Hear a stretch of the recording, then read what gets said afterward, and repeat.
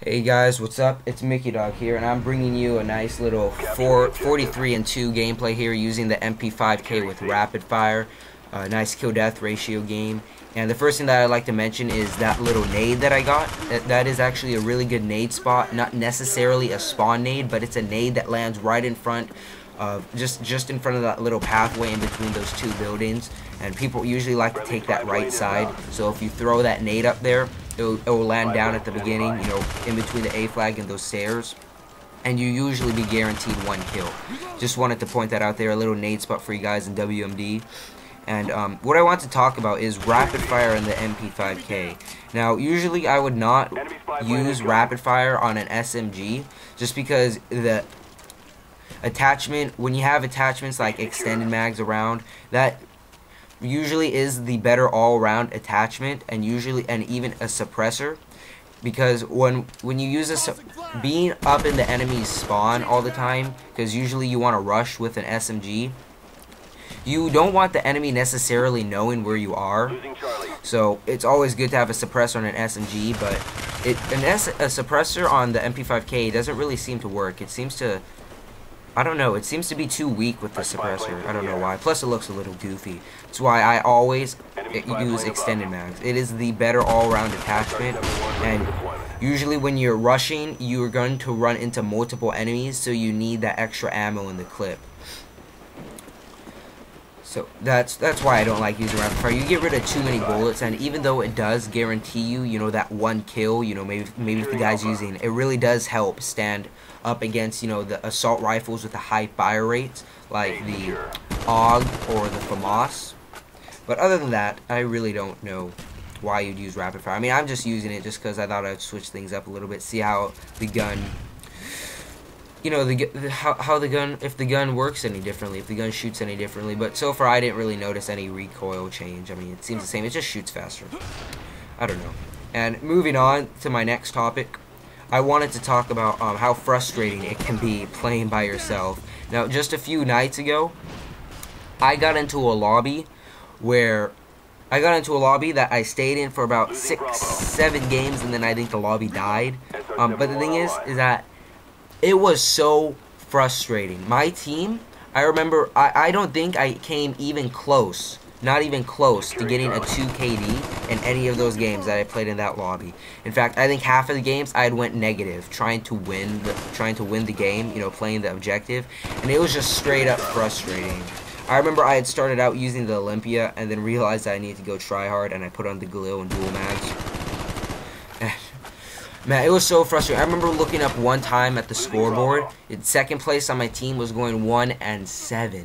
1-7. I mean, and then the rest of my team didn't have a single kill. It was so frustrating, the amount of kill streaks that my team was giving the enemy. I mean, really, just one spy plane can really help change the game and help you win. Just one counter can help you win, and especially one Blackbird. A Blackbird is game-changing.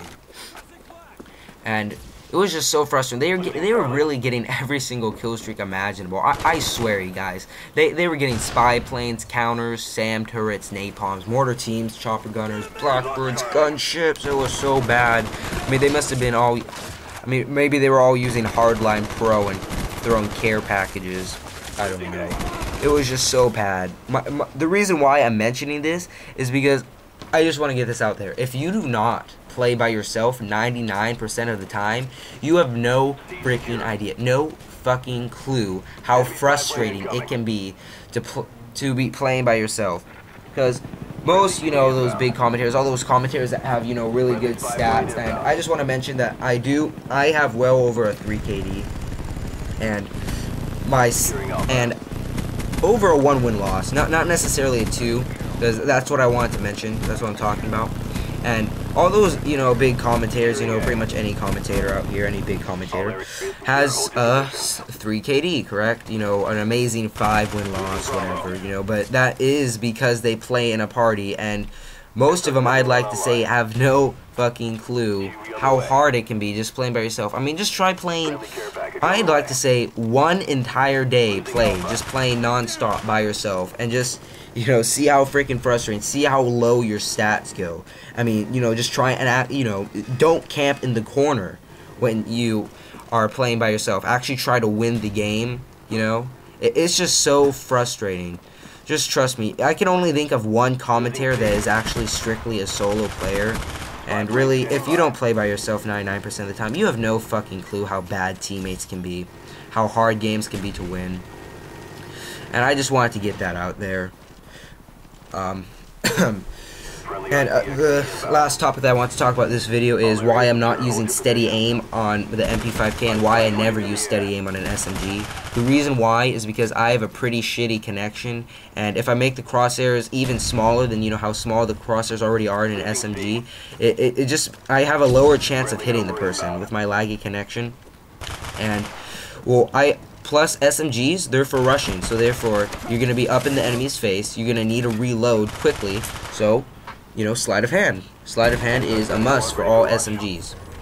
And if you want to use steady aim, I would recommend using steady aim on an assault rifle, just because that way, you know, you have that accurate shot at long distance and you have SMG hipfire. And if you're using dual mags, then you would have a faster reload every other reload, which is awesome.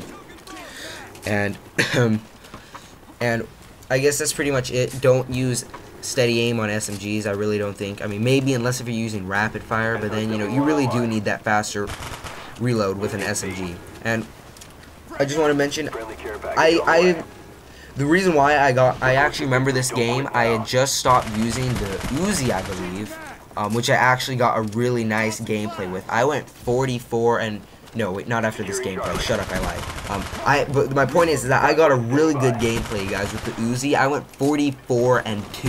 It was freaking awesome. I mean, I have no idea how I did it. I did use the chopper gunner, but nothing else. Just spy plane, Blackbird, chopper gunner. No other high kill streak. And I got a 55 and 5 game with the stakeout. I was ecstatic. I mean, I got the Uzi gameplay right after that stakeout gameplay. I was so freaking happy. And it wasn't in the same lobby either, so. And I just want to put that out there. If you want to see that, I'll be uploading that sometime later, maybe this week, maybe next week.